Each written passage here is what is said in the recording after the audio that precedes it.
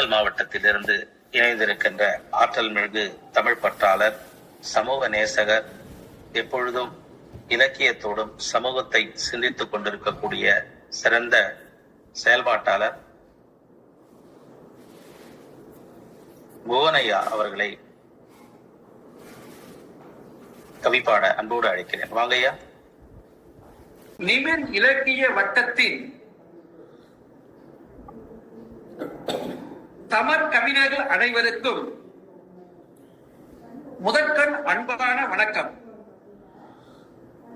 நான் ஆசு கவி அல்ல, ஆனாலும் இன்று அவசர கவியாய் வந்துள்ளேன்.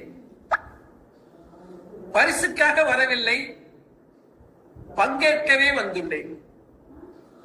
மந்திரம் இல்லை, தந்திரம் உண்டு என்று தலைப்பு தந்துள்ளீர்கள். மந்திரம் உண்டா என்று எனக்கு தெரியாது, தந்திரம் உண்டா என்றும் எனக்கு தெரியாது. மந்திரமோ தந்திரமோ வாழ்க்கையில் சிற்சில சமயம் எதிர்கொள்ளும் தரமான சம்பவங்கள் வியப்பை தருகின்றன. மந்திரமோ தந்திரமோ என்ற மயக்கமும் தருகின்றன.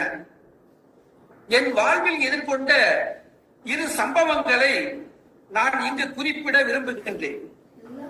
நான் பள்ளி மாணவனாய் இருந்தபோது புத்தக பையில் புத்தகம் எடுக்க கையை விடும்போது உள்ளே பாடம் படித்துக் கொண்டிருந்த தேள் என்னை ஒரு போடு போட்டு விட்டது. ஐயோ அம்மா என்று அலறி துடித்து அழுது நின்ற போது என்னை அன்பான சில பேர் ஒரு பண்டிதகாரரிடம் அழைத்து சென்றார்கள். அவர் தட்டுக்குச்சியால் கடித்த கைவிரலை தடவி கொடுத்து வாயிலே ஏதோ முணுமுணுத்து நெற்றியிலும் கடிவாயிலும் திருநீரை இட்டு அவ்வளவுதான் போ என்றார். என்ன ஆச்சரியம்! அதுவரை கடுமையாக வலித்த வலி காணாமல் போனது. மந்திரமோ தந்திரமோ என்னவென்று எனக்கு தெரியாது, ஆனால் இன்றும் எனக்கு அது ஒரு புரியாத புதிராகவே உள்ளது. அதே போன்று பள்ளிக்கூடத்தில் ஒரு நாள் ஒருவர் வந்து ஒருவரை அந்தரத்தில் படுக்க வைத்து ஆச்சரியப்படுத்தினார். அதுவும் எவ்வாறு என்று இன்னும் எனக்கு தெரியாது.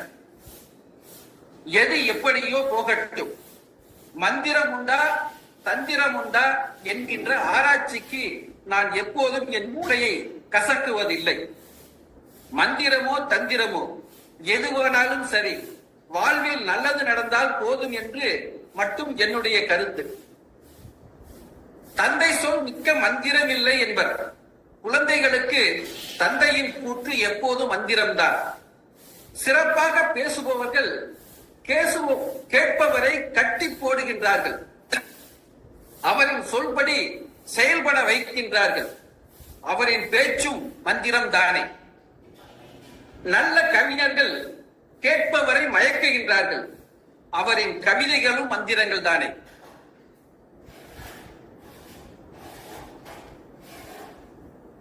சில வார்த்தைகள் வாழ்க்கையை மாற்றுகின்றன.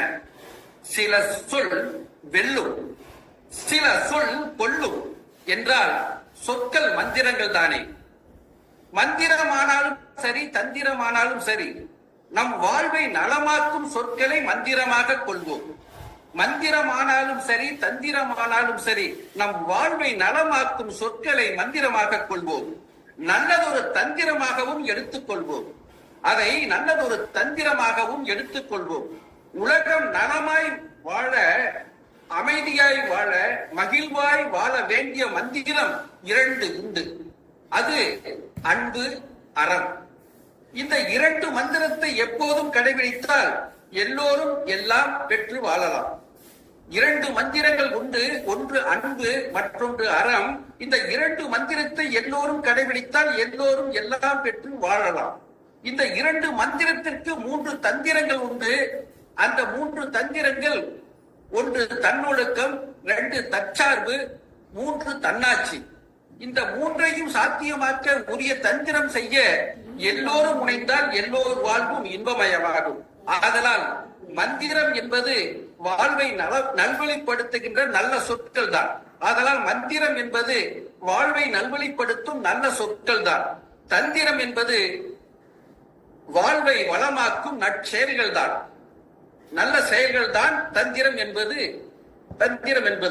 இந்த மந்திரத்தை மனதில் எப்போதும் சொல்லுங்கள், மலையளவு வெல்லலாம். இந்த மந்திரத்தை மனதில் எப்போதும் சொல்லுங்கள், மலையளவு வெல்லலாம். இந்த தந்திரத்தை எப்போதும் செயல்படுத்துங்கள், இந்த உலகில் இன்பமாய் என்றும் வாழலாம்.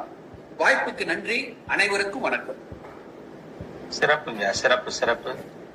மந்திரத்தையும் தந்திரத்தையும் இதுவரை மந்திரத்தை எதிர்மறையாகவும் தந்திரத்தை நேர்மறையாகவும் வாசித்த கவிதைகளுக்கு நடுவில் மந்திரத்தையும் தந்திரத்தையும் இரண்டையுமே நேர்மறையாக குகனையா அவர்கள் சீர்தூக்கி பார்த்து கவிதை தந்திருக்கிறார்கள். மந்திரம் என்பது வேறொன்றும் இல்லை, நேர்மறையான சிந்தனைகளை விதைக்கின்ற சொற்கள் தான் மந்திரம். தந்திரம் என்பது வேறொன்றும் இல்லை, சிறப்பான செயல்களை செய்கின்ற செயல்கள் தான் தந்திரம் என்றும் மிக மிக நேர்த்தியாக அழகாக சொல்லியிருக்கிறார்.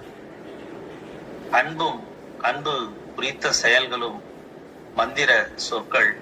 அது யார் பயன்படுத்தினாலும் மற்றவர்களை அது அடிமைப்படுத்தும். அன்புக்கு அந்த ஆற்றல் உண்டு என்பதனை தன்னுடைய கவிதையில் சொல்லியிருக்கிறார். இப்படி ஒரு தெளிந்த கருத்தியல் கவிதையாக இந்த கவிதையை நான் பார்க்கிறேன். சிறப்பான ஒரு கவிதை. குறுகிய காலத்தில் மிக நேர்த்தியாக எழுதியிருக்கிறார். சில இடங்களில் சற்றே உரைநடையாக இருந்தாலும் அந்த சொல் குறித்தும் கருத்து குறித்தும் புரிதலை ஏற்படுத்துவதற்காகவே அப்படி எழுதப்பட்டிருக்கிறது என்பதனை நாங்கள் புரிந்து கொள்கிறோம். மிக சிறப்பான கவிதை தந்த ஐயா குகன் அவர்களுக்கு வாழ்த்துக்களும் பாராட்டுக்கிறோம். மிக்க மகிழ்ச்சி, மிக்க மகிழ்ச்சி. வந்த நாமக்கல் குகன் ஐயா அவர்கள், நான் ஆசு கவி அல்ல அவசர கவி என்றார். பரிசுக்காக வரவில்லை என்றார்.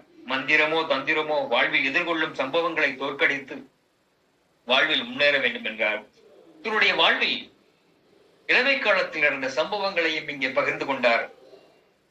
பள்ளி பையிலே கையிட்ட போது தேள் கடித்ததையும் அது திருநீறு பூசியதால் மந்திரம் வலி காணாமல் போனதையும் இங்கே பகிர்ந்து கொண்டது மகிழ்வாக இருந்தது.